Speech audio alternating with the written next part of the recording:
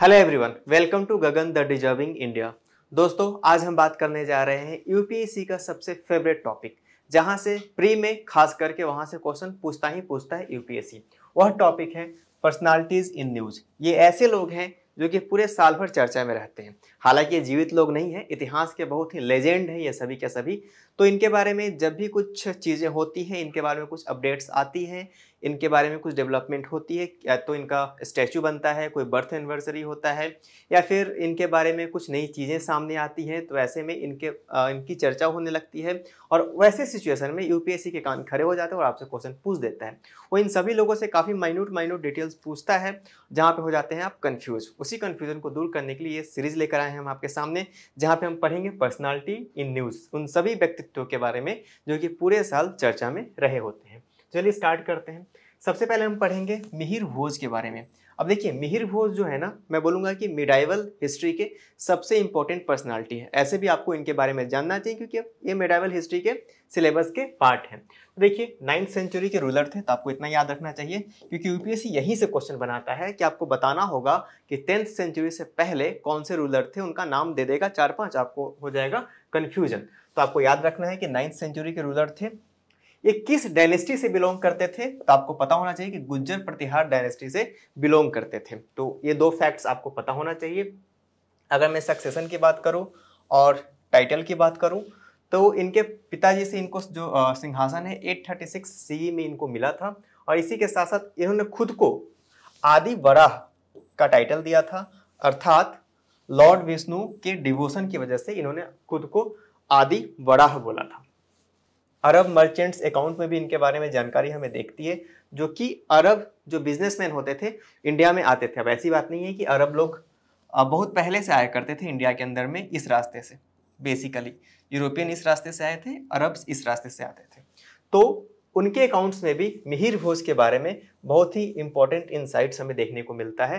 तो एक अरब मर्चेंट हुआ करता था सुलेमान, इसने बहुत ही इंपॉर्टेंट बातें बताई हैं मिहिर भोज के बारे में। तो इसी से हमें पता चलता है, इसी के अकाउंट से, कि मिहिर भोज की पर्सनालिटी को ज़्यादा डिकोड करने का हमें अंदाज़ा मिल पाता है मिहिर भोज के बारे में सुलेमान के अकाउंट से।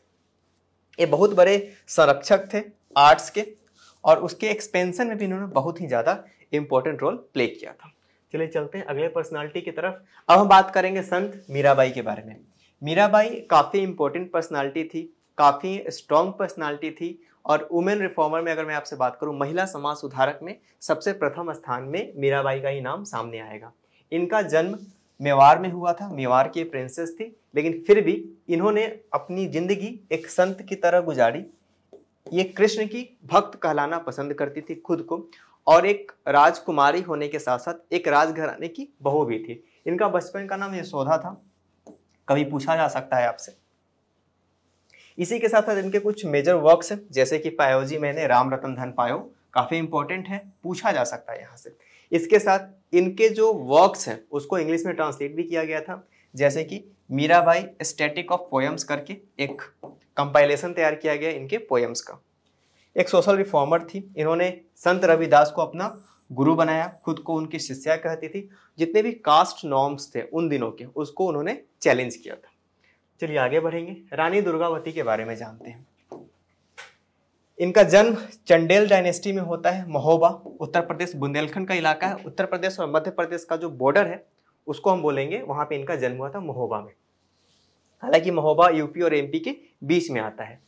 इनकी शादी दलपत शाह से हुई थी, जो कि गोंड डायनेस्टी से बिलोंग करते थे 1542 में। ये लीडर बनती है गोंड डायनेस्टी की जब इनके पति की डेथ हो जाती है 1550 में। समझिए सिर्फ और सिर्फ 8 वर्षों के बाद ही इनके पति की डेथ हो जाती है। इनका कन्फ्लिक्ट होता है अकबर के साथ, जब उनका सेनापति, अकबर का सेनापति असफ खान अटैक करता है इनके एम्पायर को। इनके कंट्रीब्यूशंस की अगर मैं बात करूं तो इंफ्रास्ट्रक्चर में इनका बहुत अच्छा काम रहा है। रिजर्वायर्स बनाए इन्होंने, इसी के साथ साथ कैपिटल को रिलोकेट भी किया। इन्होंने रिलीजियस फिगर्स को भी सपोर्ट की, बहुत ही खुले दिल से, दान भी दिया करती थी बहुत ही ज़्यादा। बाज बहादुर, या फिर इसको हम बंदा बहादुर के नाम से भी जानते हैं, मालवा का, इस पे इन्होंने जीत भी स्थापित की, इसको हराया भी इन्होंने। इसी के साथ साथ इनकी डॉक्यूमेंटेड जो हिस्ट्री है उसको लिखते हैं अबुल फजल। आपको पता होना चाहिए। अकबरनामा की रचना भी अबुल फजल ने ही की थी। और एक ब्रिटिश कर्नल थे स्लीमैन। मॉडर्न इंडियन हिस्ट्री में आपको स्लीमैन के बारे में पता होगा, नहीं पता होगा तो कोई बात नहीं, हम पढ़ा देंगे आपको। तो स्लीमैन ने भी इनकी कमेंट्री लिखी है, इनकी हिस्ट्री को डॉक्यूमेंटेड किया है। चलिए आगे बढ़ते हैं। स्टेटमेंट वाइज अगर क्वेश्चन आया तो आप यहाँ से क्लियर कर सकते हैं। अब बात करेंगे छत्रपति शिवाजी महाराज की। महाराष्ट्र मराठा आधिपत्य के सबसे बड़े नेता के तौर पे उभर कर सामने आते हैं और इनका जन्म होता है शिवनेरी के फोर्ट में, जो कि पुणे डिस्ट्रिक्ट के आसपास पड़ता है, 1630 19 फरवरी के दिन। इन्होंने स्वराज को एस्टेब्लिश किया पुणे रीजन में। इन्होंने बोला कि हम खुद का शासन स्थापित करेंगे और मुगलों के जो वर्चस्व है उसको इन्होंने चैलेंज करने का काम किया। आगे अगर हम बढ़े इनके बारे में तो इन्होंने पीपुल्स वेलफेयर में भी बहुत अच्छा काम किया। इनका जो वॉर टेक्निक्स था वो भी काफी कमाल का था। उन्होंने एक छापामार नीति का इजाद किया वॉर टेक्निक्स में। इसी के साथ साथ छत्रपति शिवाजी महाराज अपने किंगडम में एक काउंसिल बनाते हैं जिसका नाम रखते हैं वो अष्टप्रधान। याद रखेंगे, काफी इंपॉर्टेंट फैक्ट है। 8 लोगों की एक काउंसिल बनाई उन्होंने जिसका नाम उन्होंने रखा अष्टप्रधान। इसी से मिलता जुलता एक और वर्ड है अष्ट दिग्गज। अगर आपसे ये पूछ दिया जाए तो आप इसका आंसर देंगे कृष्णदेव राय। और अष्टप्रधान की अगर मैं आपसे बात करूं तो आप बताएंगे छत्रपति शिवाजी महाराज। इसी के साथ साथ सरदेशमुखी और चौथ, जो 2 तरह के टैक्स को इन्होंने इम्पोज किया जो भी इनके साम्राज्य के पार्ट हुआ करते थे उनके ऊपर में। अब हम बात करेंगे सर सैयद अहमद खान की। ये मॉडर्न इंडियन हिस्ट्री के काफ़ी इंपॉर्टेंट सोशल रिफॉर्मर के तौर पे जाने जाते हैं। ये सिविल सर्वेंट थे, जर्नलिस्ट थे, एडुकेटर थे, सोशल रिफॉर्मर तो थे ही, इसी के साथ साथ हिस्टोरियन भी थे। इन्होंने अलीगढ़ में, अलीगढ़ मुस्लिम यूनिवर्सिटी जिसको हम अभी अलीगढ़ मुस्लिम यूनिवर्सिटी के नाम से जानते हैं, उन दिनों इसको बोला जाता था अलीगढ़ एंग्लो मोहम्मदन स्कूल। तो उसको इन्होंने एस्टेब्लिश किया था। देखिए मोहम्मदन एंग्लो ओरिएंटल कॉलेज को इन्होंने एस्टेब्लिश किया था ताकि साइंटिफिक टेम्पर को डेवलप किया जा सके मुस्लिम सिटीजन के बीच में। इसी के साथ साथ इनका थोड़ा सा कंजर्वेटिव व्यूज था वुमेन्स के एजुकेशन को लेकर। ये चाहते थे कि वुमेन्स जो है वो होम बेस्ड एजुकेशन को अचीव करे जबकि स्कूल कॉलेज ना जाए। चलते हैं अगले स्लाइड के ऊपर।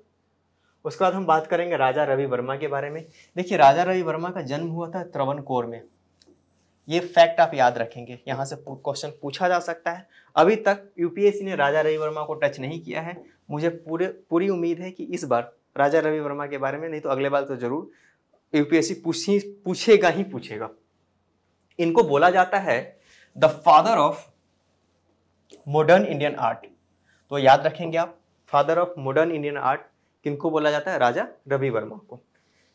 इनको राजा की जो उपाधि थी लॉर्ड कर्जन ने दिया था। लॉर्ड कर्जन के बारे में आपको पता होगा। लॉर्ड कर्जन बंगाल पार्टीशन से संबंधित हैं और ये भारत के गवर्नर जनरल भी रहे थे। इसके साथ आगे की बात मैं अगर आपसे करूं तो इन्होंने जो पेंटिंग है उसको बिल्कुल ही नए आयाम दिए पेंटिंग्स को, और बिल्कुल ही एक नए कला के तौर पे उन्होंने पेंटिंग को प्रस्तुत किया। और जितने भी माइथोलॉजिकल फिगर्स थे उनकी इन्होंने पेंटिंग्स बनाई, लेजेंड्स की भी पेंटिंग इन्होंने बनाई। सो अब हम बात करेंगे महर्षि दयानंद सरस्वती जी के बारे में। देखिए इनका जन्म हुआ था मोरबी में 1824 में। मोरबी बहुत ज़्यादा चर्चा में रहा था अभी हाल के दिनों में, तो आपको ध्यान रखना होगा। इनके बचपन का नाम था मूल शंकर। तो ये भी ध्यान रखना है आपको कि इनके बचपन का नाम था मूल शंकर। जब ये युवावस्था में थे, पढ़ाई के दौरान इनका ज़्यादा फोकस रहा था पणनि और पतंजलि के ऊपर। इसके बाद इन्होंने सत्यार्थ प्रकाश नामक एक पुस्तक लिखी हिंदी में। उसके बाद वैदिक कमेंट्री भी करी, वैदिक वेदों के ऊपर कमेंट किया इन्होंने। वेदा असंस्कृत कमेंट्री लिखी इन्होंने यजुर्वेद के ऊपर। बाकी ये सोशल रिफॉर्म का काम तो करते ही थे। इसी के साथ साथ इन्होंने प्रमोट किया एजुकेशन को ऑल कास्ट्स के लिए। इन्होंने बोला कि एजुकेशन के ऊपर कोई बार नहीं लगा सकते, किसी भी तरीके का प्रतिबंध नहीं लगा सकते। सभी जेंडर के ऊपर बोला कि सभी जेंडर्स को पढ़ाई लिखाई करने का अधिकार है। इन्होंने चाइल्ड मैरिज, बाल विवाह को प्रतिबंधित विरोध किया, इसका प्रतिबंधित कराने की कोशिश की। इसी के साथ साथ विडो रीमैरिज को भी इन्होंने बहुत ही ज़्यादा जोर दिया और एंग्लो वैदिक एडुकेशन के लिए इन्होंने बहुत ही ज़्यादा एडवोकेसी की वकालत की। इसी के साथ साथ काउ प्रोटेक्शन मूवमेंट में भी इन्होंने बढ़ चढ़कर पार्टिसिपेट किया और शुद्धि प्रोग्राम चलाया। चलते हैं अगले स्लाइड के ऊपर। श्री अरविंदो घोष। श्री अरविंदो घोष एक एक्सट्रीमिस्ट थे जिन्होंने अनुशीलन समिति की स्थापना की थी 1902 में। उसके बाद ये एक्टिव पॉलिटिक्स में इन्वॉल्व हो जाते हैं। 1905 जब बंगाल का पार्टीशन होता है, जब मैंने आपको बताया था ना लॉर्ड कर्जन के बारे में, लॉर्ड कर्जन ने बंगाल का पार्टीशन किया था। वंदे मातरम नाम का न्यूज़पेपर इन्होंने पब्लिश किया। 2 वीकलीज इन्होंने स्टार्ट करी, सबसे पहले कर्म योगी इंग्लिश में और धर्म बंगाली में। तो आप याद रखेंगे धर्म और कर्म योगी। कर्म योगी को इंग्लिश में लिखते थे और धर्म को ये बंगाली में लिखते थे। बाकी एक न्यूज़पेपर चलाते थे जिनका नाम था वंदे मातरम। इन्होंने अपनी फिलॉसफी को मैगजीन आर्या नाम के एक मैगजीन में पब्लिश करना स्टार्ट किया। फिर और भी बहुत से सारी किताबें लिखी इन्होंने। एसे ऑन द गीता करके इनकी एक रचना है।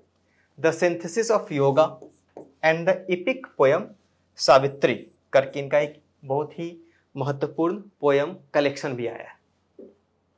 चलते अगले स्लाइड के ऊपर। आज के लास्ट पर्सनालिटी हैं हमारे भगवान बिरसा मुंडा। इनको इनके जो अनुयायी हैं भगवान के तौर पे मानते हैं और इनके बर्थ एनिवर्सरी को इनको ट्राइबल कम्युनिटीज़ में भगवान की तरह दर्जा दिया गया है।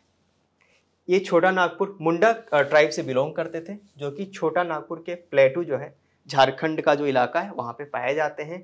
इन्होंने उलगुलान नाम का एक आंदोलन चलाया जिसको कि मुंडा रिवोल्ट के नाम से भी जानते हैं। फाइनली इनकी मृत्यु हो जाती है और इसी के साथ साथ भगवान मुंडा बिरसा मुंडा जो कि एक इंसान के तौर पे इस धरती पे आए थे, लेकिन यहाँ से जाते हैं भगवान मुंडा की तरफ। इनको धरती आबा के नाम से भी जाना जाता था। तो आज के लेक्चर में फिलहाल इतना ही। अब मिलेंगे नेक्स्ट लेक्चर में। Thank you very much.